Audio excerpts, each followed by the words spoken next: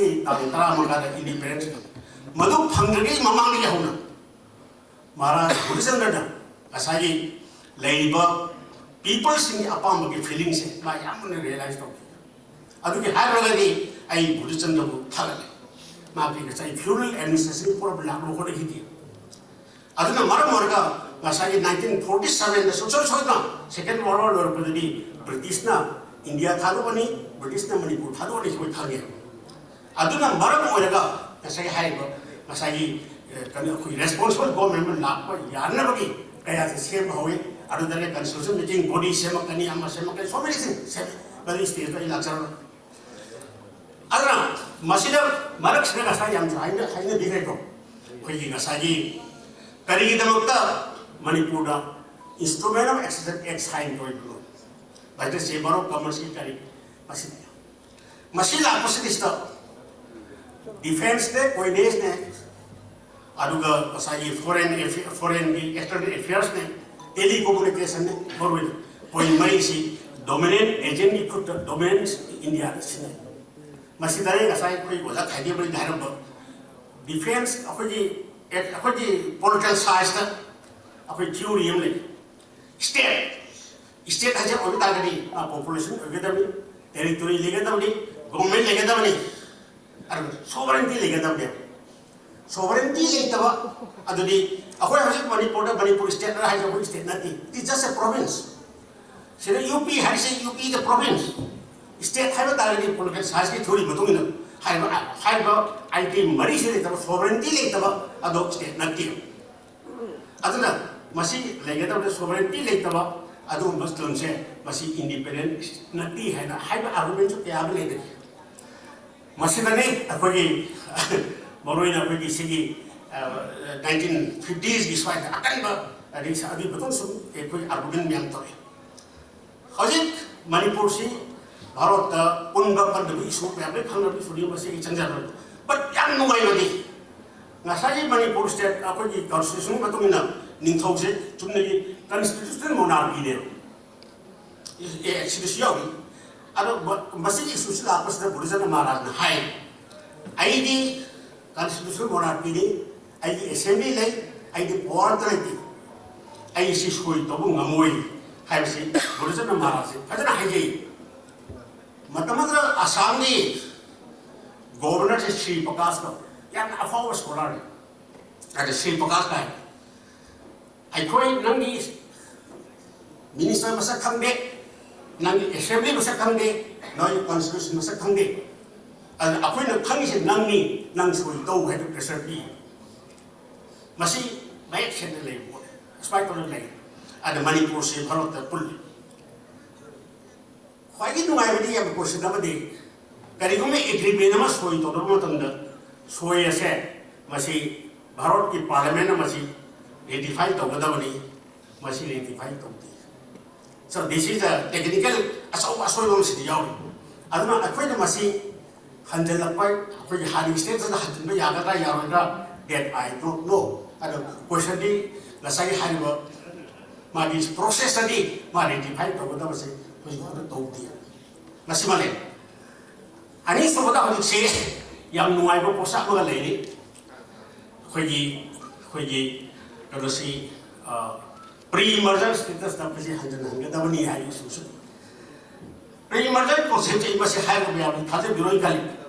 Ai federal party ke of Manipur ke engineer sector masih 1995 ke aku party segi election manifesto se prepare ko betul na. Ai proper proses government na presiden ni ai na engineer secretary.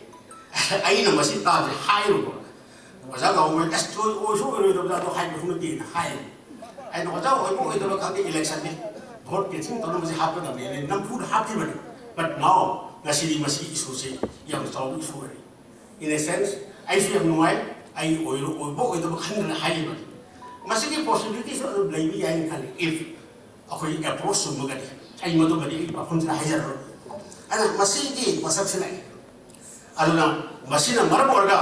Ai nasai mabang sa haji kiba nasai 18 October da khoi tauri base masih kasunati masih significance ke namu masih symbolic representations of the totality of Manipur. Maramdi Masigista Ching Tam Akunamaxe. Nasai consciousness of Bible of Manipur, Akuini have seen a high with them. Maramdi 1891 British Hason Tomatunda, Singi administration British Tambaki administration Togi Haga, dichotomy from other thing about this administrative relation like Gidio. Madu Lake Mado, Nashidi, higher constitutional Manipur was a Singmi, Tami, Punamaki, Lamni, and Akut Prongs, Jagas, Himin, when you have said, Masidi, this is the significance of the 18 October 1948 in the entire history of Manipur. Masima significance of I hijack. And this is the question for a common platform, common political future. Masi matang asida di. Ako'y punang asidi. Tangay ko na pakta din na bakata karo. Ako'y pani. But now, zaman ini juga hadir ni. Hajiti now we are in the ako'y yang nasati ang makan dia cross road ang ako'y layer. Ay masih 2023 da ako'y IPOM na silaga pangthokpa meeting of haijaki. Maramde Manipur ki territory kaidabadi ay kaiganisu khande. But Manipur ki kaidabadi. Ay na Manipur kaidabadi hati maram kaiganasu tunda. Ako'y society mo sinda. Yang hegemonic oina lecture ba ako'y society is macet tuai hai masih maras da mo so hajti na sa zaman so haram ba popularization of ako'y identity parang ni kaduk masih puti MLA ni sina naga ki MLA ni sina mete ki MLA ni hai se it is the deliberate creations of the government of India parang ni nasai zaman ni ham sina habi asam betul kali I don't know. Adubu, masih isu harap matunda ako'y Manipur na laliba ako'y media kamus accept ni. It is a very dangerous trend. Barang di kuki MLA Manipur MLA ayo ya kesupaya kuki MLA naga MLA tasenari if we go back to history Manipur history dari ako'y naga di kuki isle. Masih di gerson na talaga British na blanket awal sama naga di kuki taruad.